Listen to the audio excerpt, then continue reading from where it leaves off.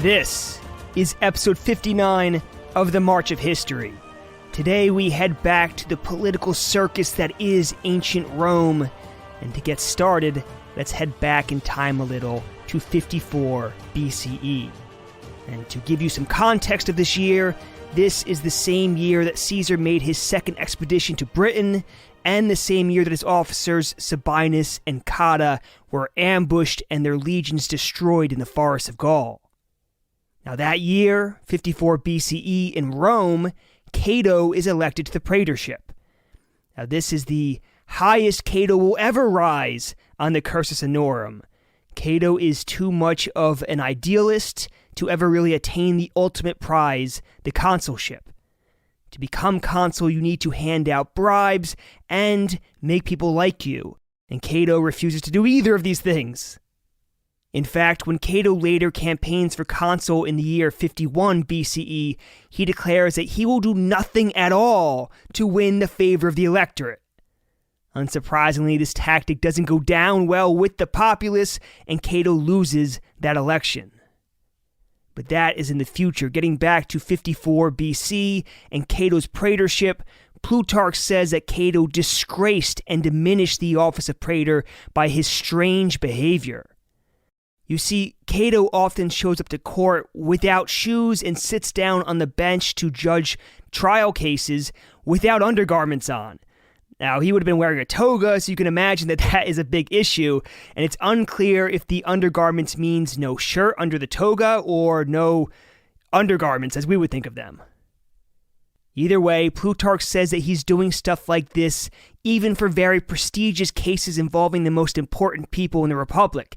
You can imagine what kind of stir that would cause today if in the US a senator or a judge was showing up to trials without shoes on and without undergarments in a very revealing position to the crowd. That would cause quite a stir among the people of the US, and it did in Rome as well. Apparently, it was also said that Cato used to drink wine after breakfast and then go about his public business either buzzed or drunk. But Plutarch mentions all of this and then goes on to say that it wasn't true, which makes you wonder why he bothers to mention it. That's like going to your neighbor and saying, "Oh, did you hear so-and-so is cheating on their spouse?" And you say, "No, really?" And they go, "Oh, no, but it's not true. Don't believe any of it." Once you say it, the seed is planted. Anyway, as always, you do have to admire how little Cato seems to care about what people think of him. And in that vein, Cato is not in the praetorship to make friends with anyone. Cato immediately begins trying to uproot the vast amount of corruption that has taken hold in the Roman Republic. The issue is that at this point, corruption is basically the way of the Roman Republic. It's almost the way the Republic functions. It's ubiquitous in Roman elections. So all of the people running for office in Rome during Cato's praetorship find Cato's war on corruption to be utterly obnoxious. And just as importantly, maybe even more importantly, the average citizen finds Cato's stance against corruption to be just as obnoxious. That may seem confusing at first, who would be pro-corruption in politics, but by this point in the Republic, it is very common for politicians to hand out bribes to the populace to buy their votes and to get them to influence others around them. And the people of Rome are counting on these bribes. They're accustomed to them. They're part of their income. They're factoring these bribes into their annual income. Then along comes Cato, and he starts to crack down on this whole system. And so at one point, the Roman mob becomes so angry that they even attack Cato, insult him, and throw rocks at him. But Cato stays the course. Now, like I said, it's not just the populace of Rome that's angry at Cato, it's also powerful men too. And one of these men is Pompey Magnus. You see, Cato is causing a lot of inconvenience for Pompey, so Pompey gets Clodius to start going after Cato. That's right. Clodius, the leader of the street gangs of Rome, is now working with Pompey. You may remember in the past, Clodius absolutely despised Pompey, even stole his prince at one point. But now, Clodius is either working with or for Pompey. He is always fickle, happy to switch sides when it is convenient for him. So Clodius right away starts claiming that Cato stole most of the treasure of Cyprus and that Cato was just mad at Pompey that Pompey had snubbed his daughter for marriage. Now, none of this is true. After all, it had been Cato who had said no to Pompey's offer of marriage to his daughter, not the other way around. But none of that stops Clodius from just making up whatever he likes. Clodius was way ahead of his time when it comes to fake news. Eventually, Cato gets fed up with this sort of harassment and accuses Pompey of stirring up an anarchy to gain for himself a monarchy. So as you can see, Clodius is still up to all of his old tricks. He's still running the streets of Rome with gangs and causing chaos in Rome. And despite Cato's attempts to clean up the election process, bribery still remains rampant in Rome. In the election for the consulship of the following year, 53 BC, that is the same year that Crassus dies, a case of bribery is uncovered that, according to historian Adrian Goldsworthy, is staggering, even by the standards of the Roman Republic. 2 of the candidates had joined together and offered a bribe of 10 million sestertii to the century of the first class to vote. In other words, the citizens whose votes mattered the most in the election. On top of this, another 3 million sestertii bribe was offered to the current consuls who would be overseeing the election. And Caesar and Pompey are both indirectly implicated in this scandal, and it's not a great look for them.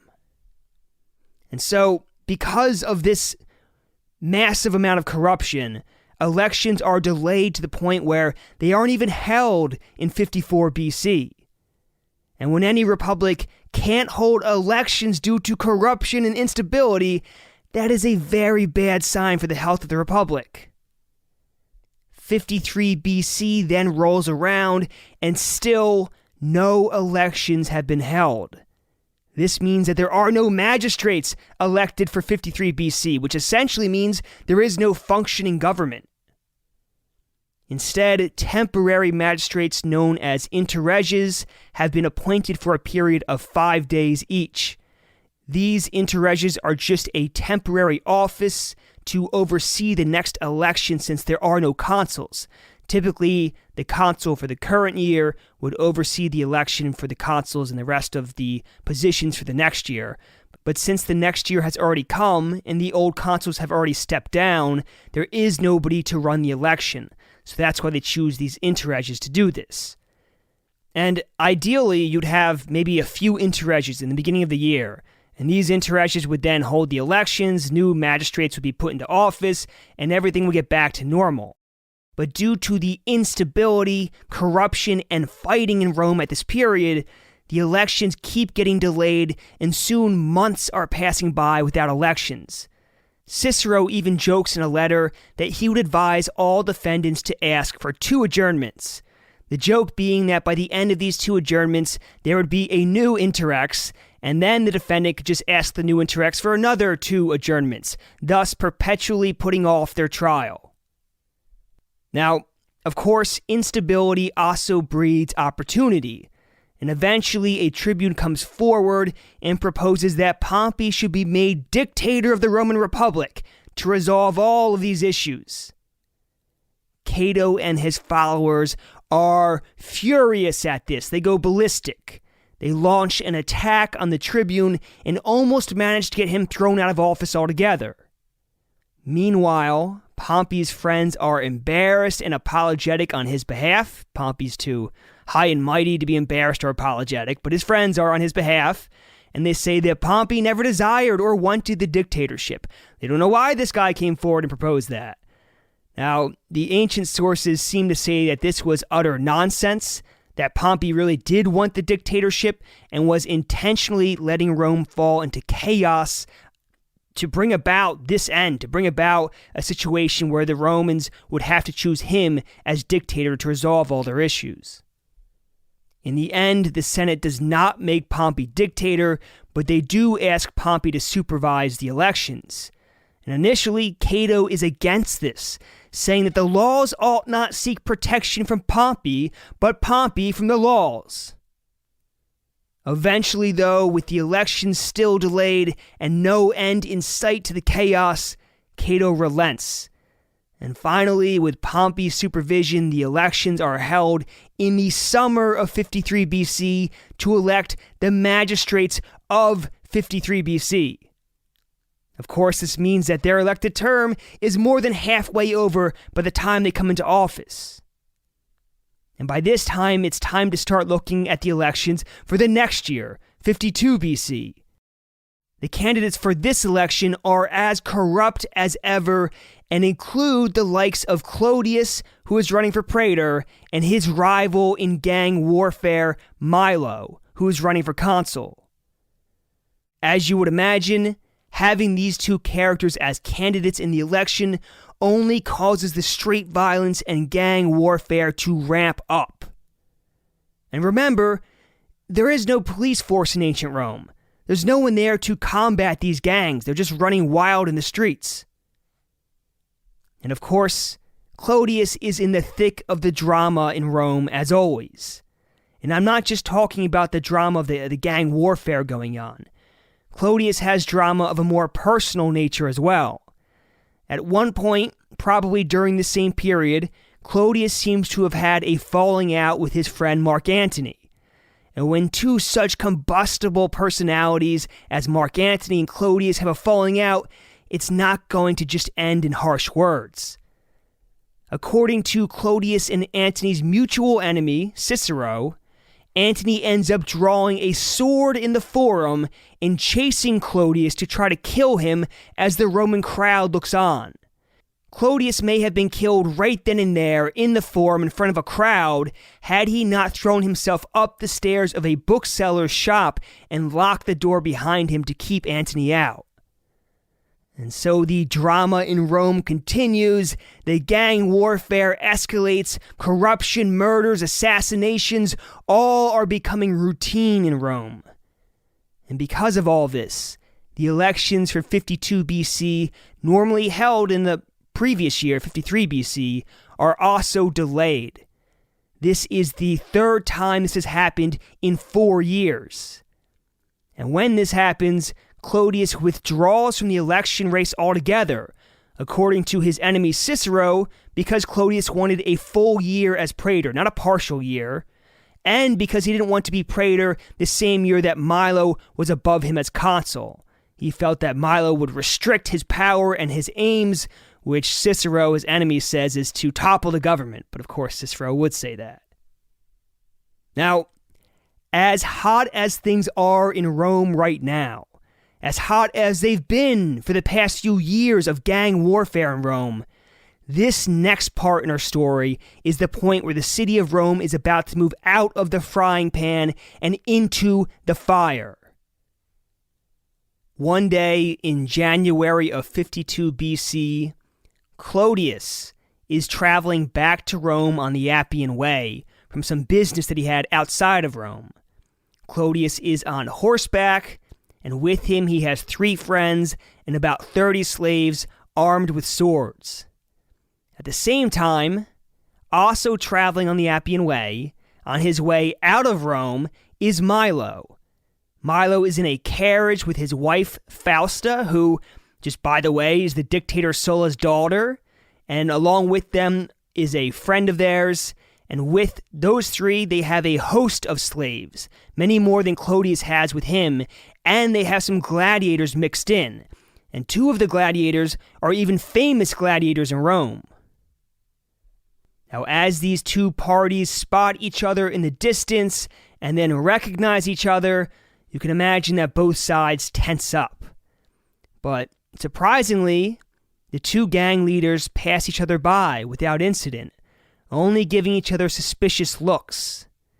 But behind them, their entire entourages have to also pass by each other too. And for the most part, this goes without incident, until Clodius's group reaches the end of Milo's group, where the 2 famous gladiators are. These gladiators start a fight with Clodius's slaves.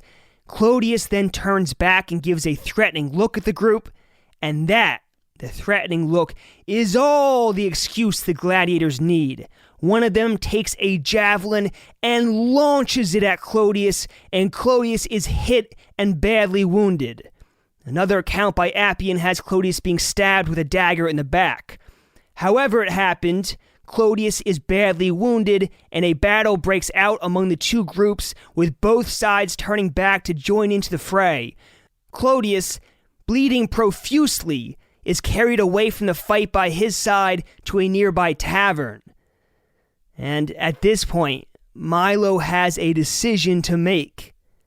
Now, we can't know for certain, but it would seem that it was never Milo's intention to get into this fight or to wound Clodius. After all, what man in ancient Rome would bring his wife to a gang battle and put her life at risk? But now that Clodius has been wounded, what's done is done. And Milo knows that if Clodius recovers, Milo and his family will have to spend the rest of their lives looking over their shoulders for Clodius's vengeance. After all, Clodius is famous for his nursing of vendettas. That seems to be his main motivation in life. So Milo can let Clodius live and always be looking over his shoulder, or Milo can finish the job here and now. And sure, he'll be put on trial for this, but Milo has powerful friends, and Rome is a very corrupt city. And besides, if Clodius survives, Milo may still be put on trial, but this time with a star witness, Clodius. And even if found guilty, the worst that will probably happen to Milo is exile. So Milo thinks all of this over very quickly, and in the end, decides that dead men don't bite, and it's better to risk exile than Clodius's retribution. Milo gives the orders to his men, and they follow Clodius into the tavern and drag him, still bleeding, onto the Appian Way.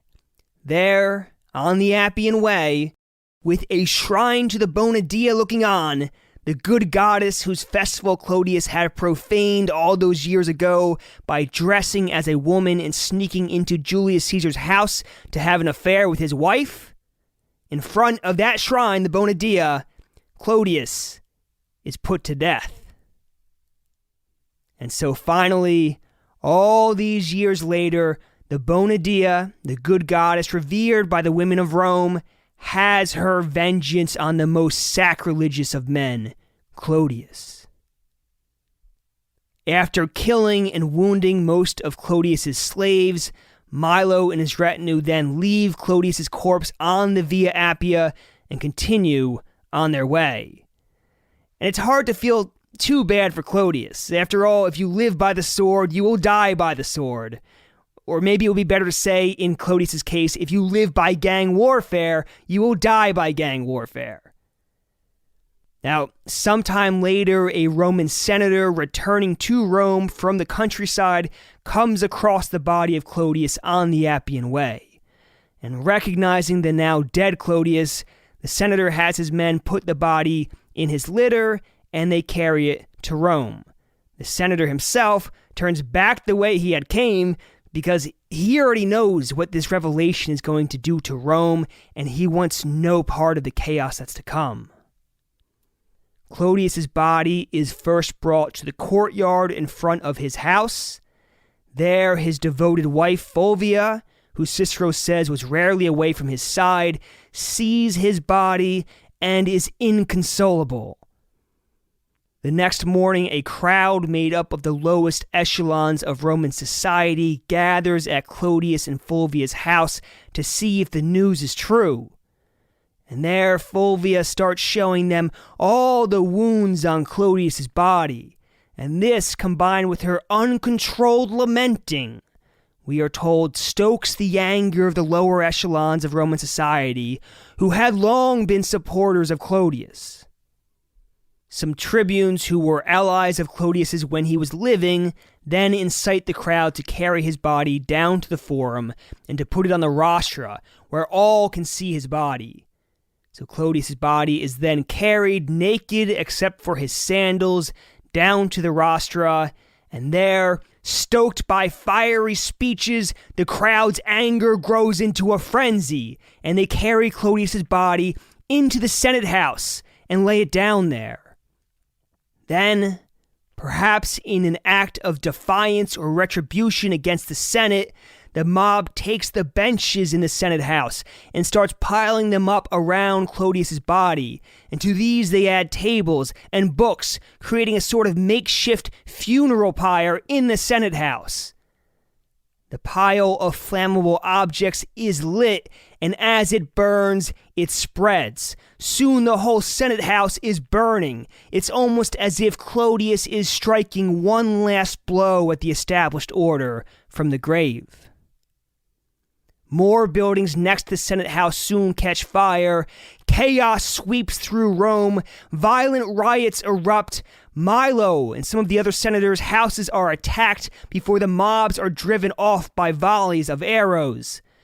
The mob then takes the consular fasces to the gardens of Pompey and hails him first as consul and then as dictator. Milo returns to Rome the same night the Senate house is burning, and it's said that Milo was more angry about the homage being paid to Clodius than fearful of being brought to trial.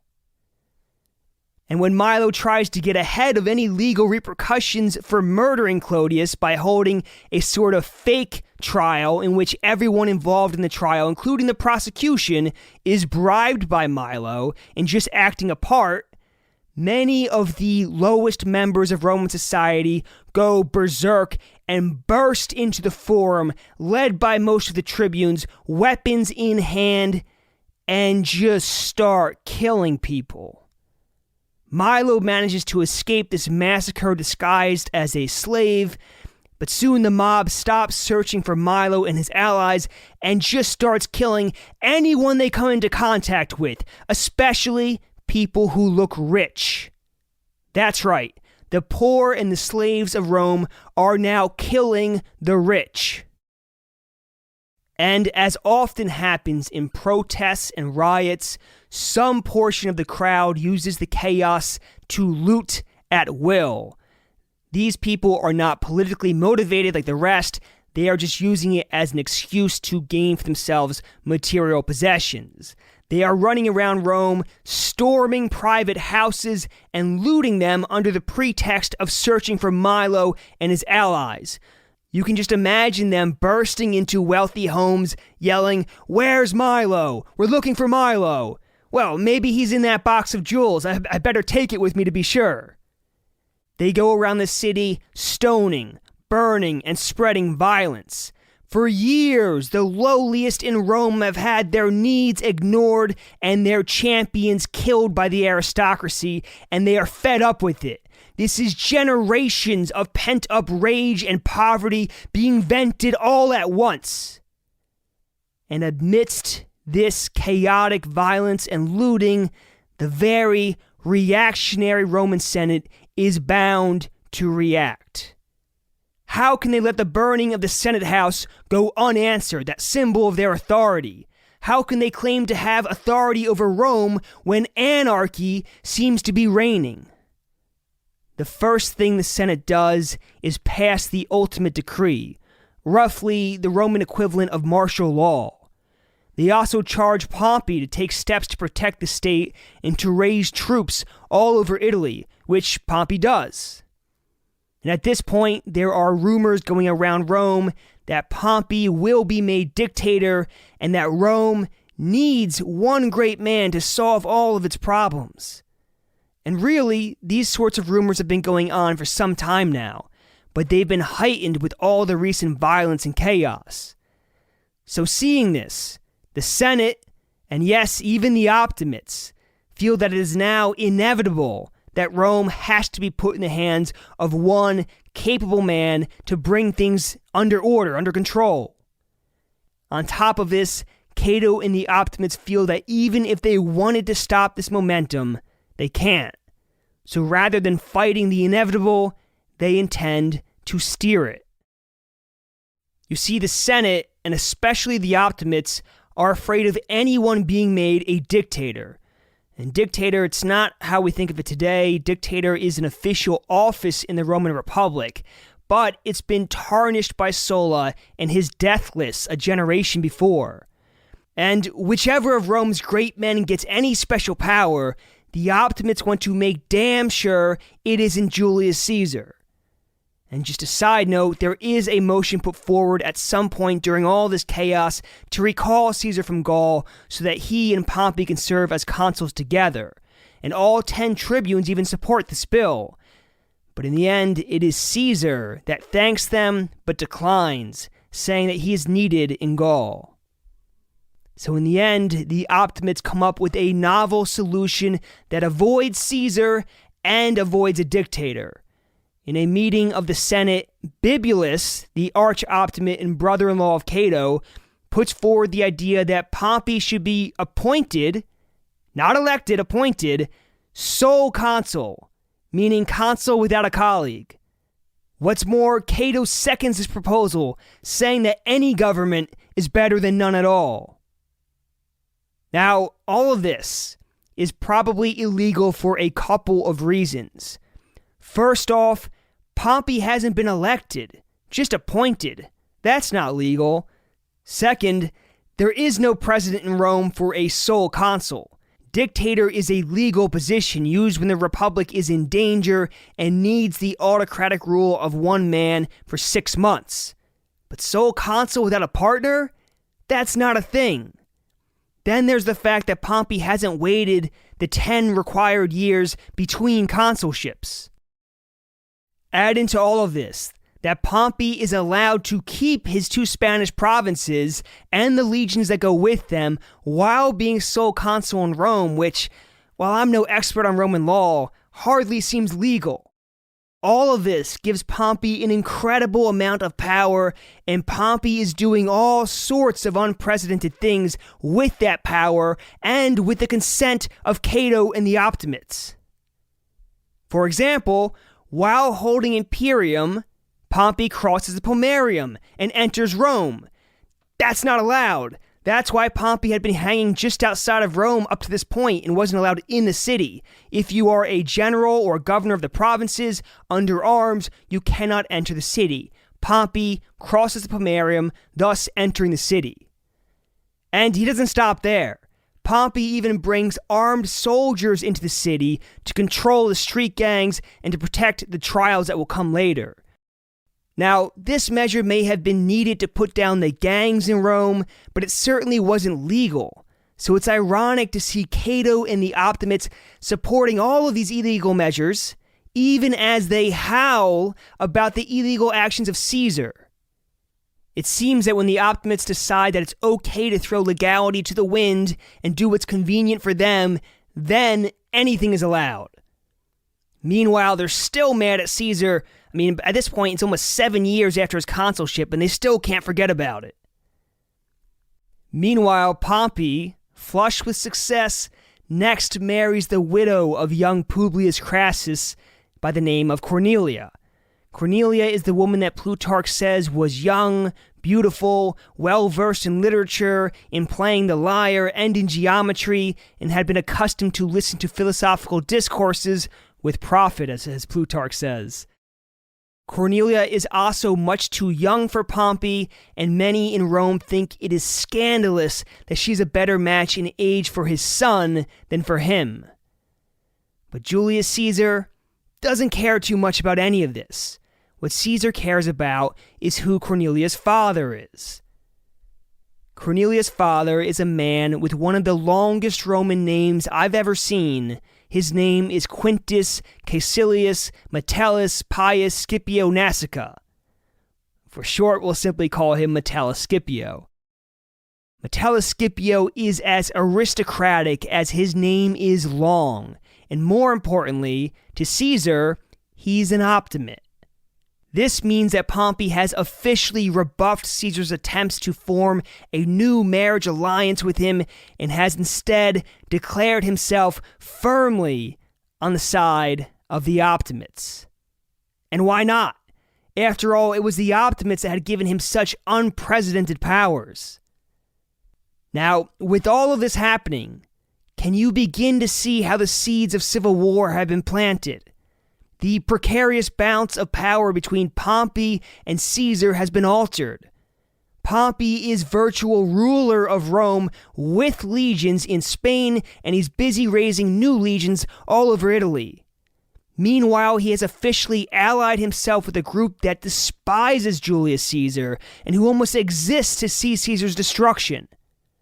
What could possibly go wrong here for Rome? In our next episode, we will leave Rome behind and head back to Julius Caesar in Gaul. These dramatic events in Rome have huge reverberations and will even influence events in Gaul, where a young man named Vercingetorix is about to lead the greatest revolt against Caesar that will take place during the entirety of the Gallic Wars. On another note, you may have noticed that this episode sounded a bit different. Hopefully you noticed an improvement in the audio quality. Well, that is because I'm recording it on a brand new upgraded mic I was able to purchase, courtesy of your generous Patreon and PayPal contributions. Your contributions to the March of History have made a difference and have been put to good use. Now, full disclosure, I did briefly consider squandering the money you've given me on blackjack in Atlantic City, but on further reflection, I thought it would be more prudent to buy a mic to upgrade our podcast sound quality. Anyway, I just want to say thank you to all of those who have contributed to help the March of History grow, and let me just add that we are just getting started. And if you would like to contribute to the March of History's Patreon or PayPal, the links are both in the summary of every episode, and every dollar counts. No contribution is too small. Now, one last thing before we end today's episode, we do have an Apple Podcast Store 5-star review to read. This one is read by the username CALBRXWN. He's from Yorkshire, UK, if I'm not mistaken, and he's a musical artist in his own right. You should definitely check out some of his music. You can find it on Spotify or Instagram by searching that username I just read to you. We communicate on Instagram a lot, me and him, and he's a great guy, a great supporter of the podcast. But he says in his review, history made easy and entertaining. And he was on to say, I'm writing this review after binging all 46 episodes on Spotify in 2 months. And then a little emoji with the head exploding. Trevor does an incredible job at forming each chapter of Roman history into his own short story. Extremely satisfying to listen to when you're doing a 30 to 60 minute activity, running, cooking, etc.